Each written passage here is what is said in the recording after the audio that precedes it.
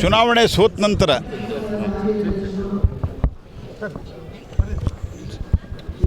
ಅದನ್ನು ಒಂದು ವಿಮರ್ಶೆಯನ್ನು ಮಾಡೋದು ಬಿಟ್ಟು ಆತ್ಮನಿರೀಕ್ಷಣೆಯನ್ನು ಮಾಡೋದು ಬಿಟ್ಟರು ಜೀರೋ ಆಗಿದ್ದಾರೆ. ಕಾಂಗ್ರೆಸ್ ಪಾರ್ಟಿ ಜೀರೋ ಆಗಿದೆ.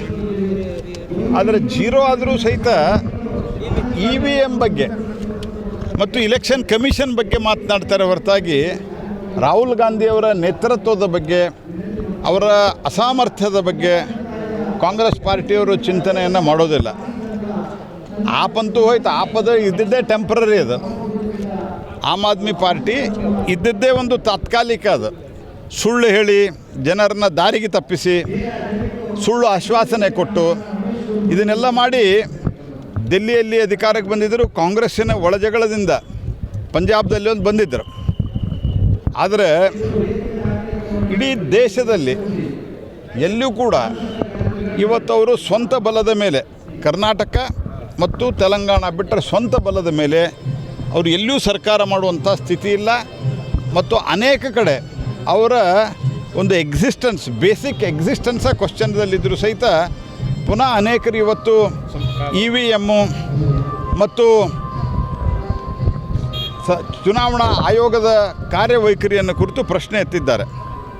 ರಾಹುಲ್ ಗಾಂಧಿಯವರ ಸ್ಟೇಟ್ಮೆಂಟ್ ನೋಡ್ರಿ ನೀವು. ರಾಹುಲ್ ಗಾಂಧಿ ಏನು ಹೇಳ್ಯಾರ? ಮೊದಲು 1 ಕೋಟಿ ಮತದಾರರು ಮಹಾರಾಷ್ಟ್ರ ಚುನಾವಣೆಯಲ್ಲಿ ಆ್ಯಡ್ ಆದ್ರು ಅಂತ ಹೇಳಿದರು. ಒಂದು ಸಾರ್ವಜನಿಕ ಇವೆಲ್ಲ ನೆಟ್ಟದಲ್ಲಿ ಇದೆ, ಇಂಟರ್ನೆಟ್ದಲ್ಲಿ ಇದೆ. ಎರಡನೇ ಸ್ಟೇಟ್ಮೆಂಟ್ ಏನು ಕೊಟ್ಟರು?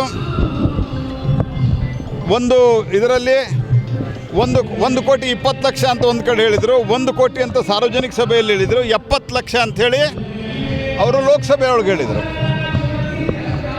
ಸುಮಾರು 35ರಿಂದ 40 ಲಕ್ಷ ಆ್ಯಡ್ ಆಗಿದೆ ವೋಟುಗಳು, ಮತ್ತು ಅದು ಅತ್ಯಂತ ಟ್ರಾನ್ಸ್ಪರೆಂಟಾಗಿ ಆ್ಯಡ್ ಆಗಿದೆ ಅನ್ನುವಂಥದ್ದನ್ನು ಚುನಾವಣಾ ಆಯೋಗ ಅತ್ಯಂತ ಸ್ಪಷ್ಟವಾಗಿ ಹೇಳಿದೆ.